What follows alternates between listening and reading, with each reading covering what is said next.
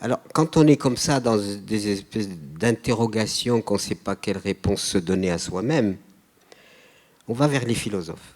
Donc, j'avale des philosophes en me disant, peut-être que les philosophes vont me dire quelque chose qui puisse m'aider, moi, à structurer ma pensée, à structurer ma propre existence.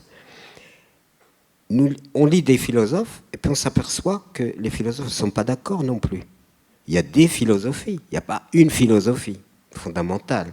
Donc après, alors, on se subdivise. Qui a raison? Est-ce que c'est celui de gauche? Est-ce que c'est celui de droite? C'est ce qui a provoqué d'ailleurs ces ruptures, disons, dans les idéologies. Voilà. Et puis finalement, ouf, je rencontre Socrate. Et Socrate, Il allait dit... bien d'ailleurs à l'époque, oui. Comment? Il allait bien quand tu l'as vu? Ben, Oui. moi, je l'ai rencontré par mon esprit. Et puis, qu'est-ce qu'il dit? Tout ce que je sais, c'est que je ne sais rien. Et ben moi, j'en suis là. Je ne sais rien. Bien sûr, nous savons des choses qui sont à la portée de notre pensée, de notre capacité personnelle à appréhender, dans un domaine où l'on peut spéculer et comprendre les choses.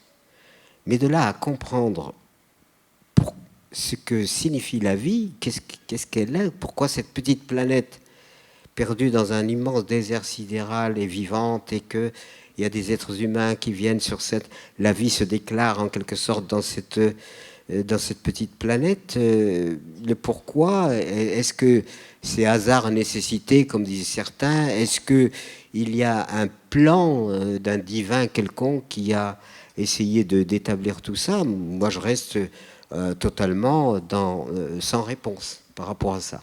Et pourtant, tu as fait le choix à un moment donné, parce que cette existence de la ville, parce que ton travail dans cette usine ne te convenait pas, avec ton épouse, vous avez décidé de changer de vie, c'est-à-dire de venir en Ardèche, de vous installer, de redémarrer à zéro en quelque sorte, et te rapprocher de quelque chose qui finalement sans doute te ramenait à ton enfance, c'est-à-dire cette oasis ardéchoise qui était cette terre un peu difficile, mais dans laquelle Oui. tu as souhaité, toi, créer un peu ta vie, C'est pas seulement dans cet objectif-là. C'est-à-dire que quand on s'intéresse à la vie, aux êtres humains, etc., on essaie d'examiner les situations dans lesquelles se sont mis les êtres humains. Parce qu'on ne peut pas dire que ce soit les girafes ou les éléphants qui nous ont installés là où nous sommes.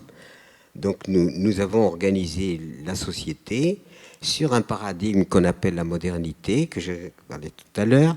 Il a comme caractéristique, ce paradigme, c'est qu'il a recours à l'énergie, à l'énergie combustible. En quelque sorte, c'est la société de la combustion énergétique qui rompt avec, évidemment, tout le passé qui était strictement nature et pas combustion.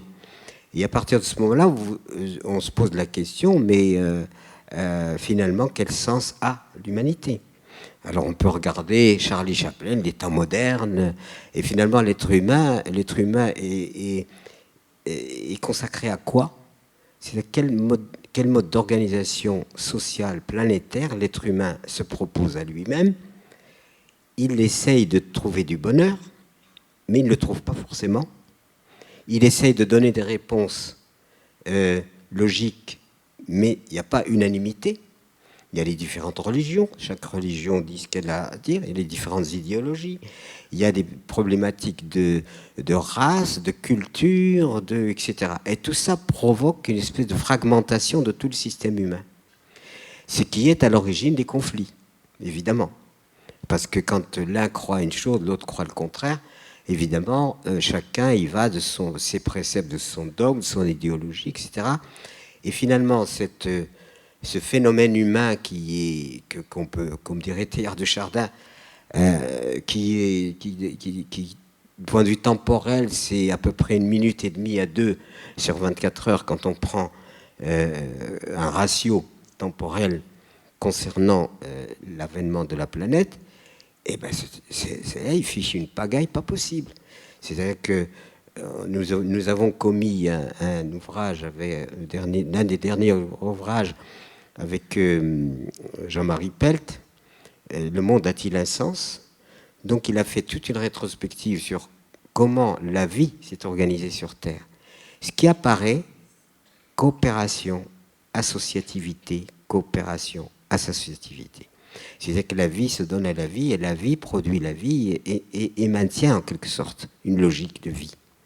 Quand l'être humain arrive, il introduit dans cette réalité unitaire la division, la fragmentation, le conflit, et en même temps, il a une réaction, cet être humain, il a une réaction terrible à l'égard de la vie elle-même. Et il s'autoproclame le meilleur. La cerise sur le gâteau. Tout ça, c'est des autoproclamations. Ce n'est pas un congrès des bêtes sauvages qui a décidé que les hommes étaient les meilleurs. Donc l'homme s'autoproclame, etc.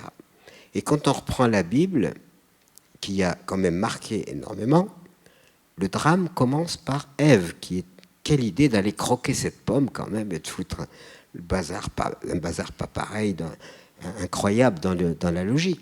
Alors quand on intègre toutes ces questions-là comme étant la réponse que l'on se donne pour à peu près y voir clair dans la vie, évidemment on est mal parti. Et aujourd'hui encore, je déplore le fait que les femmes soient subordonnées sur la planète.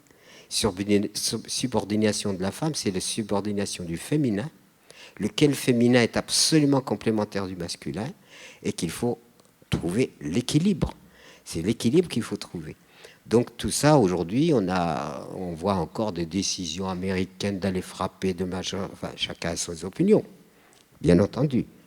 Mais sommes-nous avancés? Non. Et je dirais même que nous sommes en régression. Parce que la régression se traduit par le fait que nous donnons beaucoup plus d'importance à la violence et à la mort, par les armements, perfectionnement des outils à tuer. C'est horrible. Avec une culmination extraordinaire dont nous sommes fiers et stupidement fiers, qui est la bombe atomique. Et la bombe atomique, la possibilité finalement de se substituer à l'apocalypse des Écritures.